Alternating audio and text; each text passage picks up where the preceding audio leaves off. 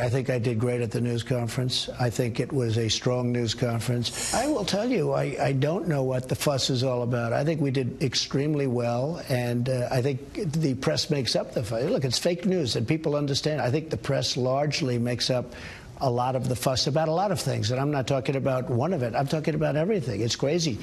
You do something that's positive, and they try and make it as negative as possible.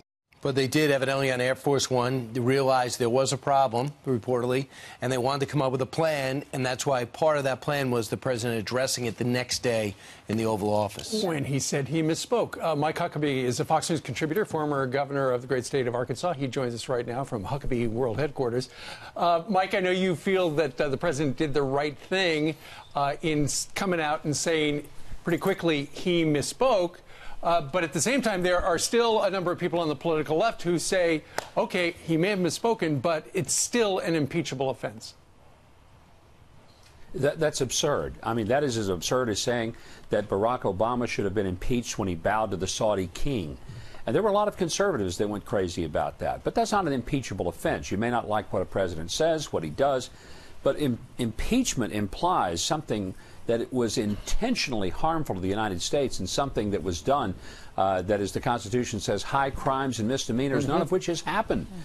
People are irrational. And I think what is just remarkable is to watch these folks sitting around their desk on national news cable shows talking to each other, obviously not talking to the rest of America because they think we're the great unwashed and the deplorables, but talking to each other and getting more and more irrational. Here's what I'm convinced of. These guys have not slept since November 2016. They are overwhelmed with insomnia. They've become hysterical, and they no longer represent rational thought, and they're becoming a joke. They're becoming comical to watch because they're unhinged to a level that, when you start saying that what Donald Trump did in Helsinki at a news conference is the same as 9/11. That is an insult to the 3,000 people killed. And let me just add this. It's just nuts. This quote from the Russian ambassador to the U.S., even in talking with you now, to the report, I think Washington Post, I'm afraid to say something positive about the American president, because when American journalists or policymakers read my interview, they'll say Russia is again meddling and helping Donald Trump. That's how bizarre this is. The other countries don't even know how to compliment the president. Well, better that they don't, according to this media, because if they do, then there's some kind of collusion going on behind the scenes. That's what I'm saying. It's insane. It's gone so far that it's now having the backlash, and I also think the law of unintended consequences is taking place. And the media, rather than becoming more credible, has become less credible. People look at them as if they're a joke, and they don't take them seriously, except for that little group of people who breathe into their own paper bag, and that's about it. But does this have an effect on the midterm elections? Yes.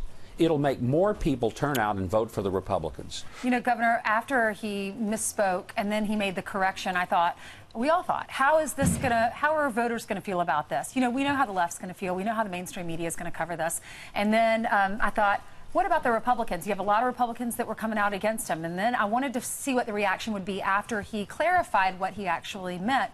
And it turns out people in middle America, they just don't care because they like what he's doing on the economy. And I was shocked to see MSNBC go out and actually air this. Watch.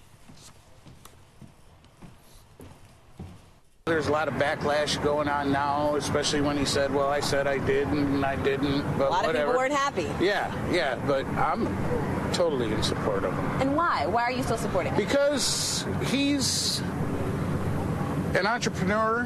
He's a businessman, working class person's president. He's trying to make this country great again.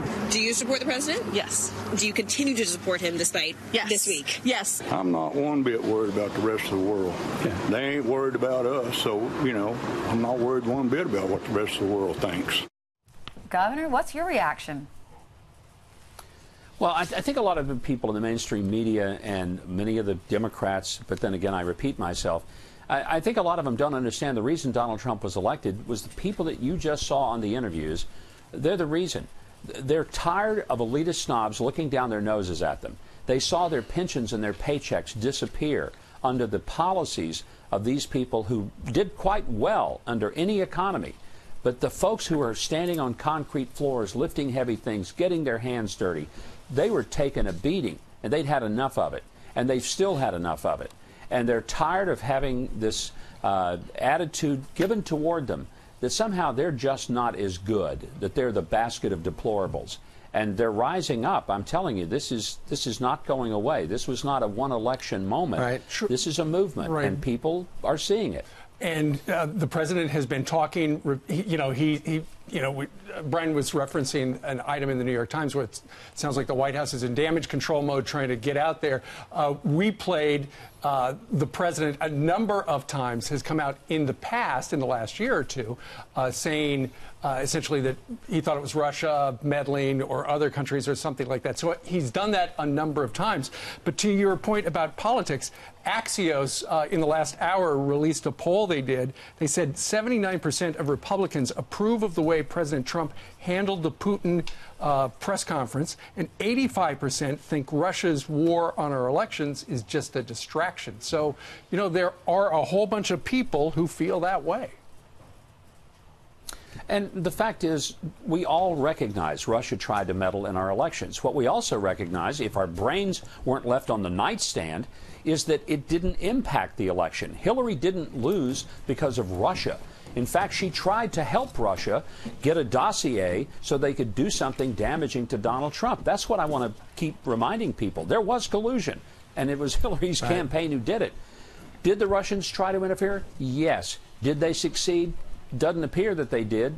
But the fact is, we try to interfere in elections all over the world ourselves. So let's not be too much patting ourselves on the back how pure we are. Governor, President was tweeting about, for a message to Erdogan, the president of Turkey, saying, please release this pastor.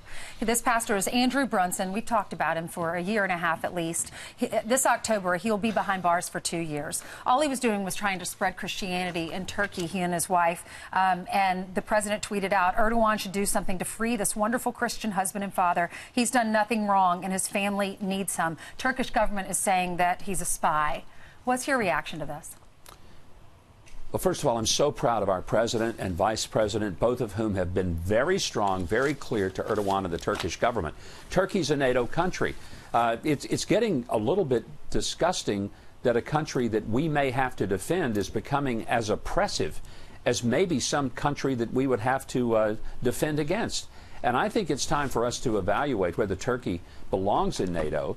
If they're going to be a true player in freedom, then you cannot have this kind of political prisoner held for spurious reasons, which is exactly what's happening with Pastor Brunson. And, Governor, I'm not sure if you're equipped to answer this, but yesterday Sarah Huckabee Sanders, who you know well, was unable to answer this question definitively. I've heard of her. Would the president be open to letting the Russians question or have Bill Browder and former Ambassador Michael McFaul, who was later straightened out by the State Department? Do you think the president would ever give up those two individuals? No, I cannot imagine any circumstances under which that would happen. It would be disastrous and absurd, and there's no way he would do that. Why would he? I mean, you don't give our own people over to foreign governments. You just don't do that, and he would never do it, ever. That was in exchange for those 12 that were indicted, the 12 Russians. Exactly. But probably not going to happen. All right. Governor Huckabee, thank you very much for joining us today.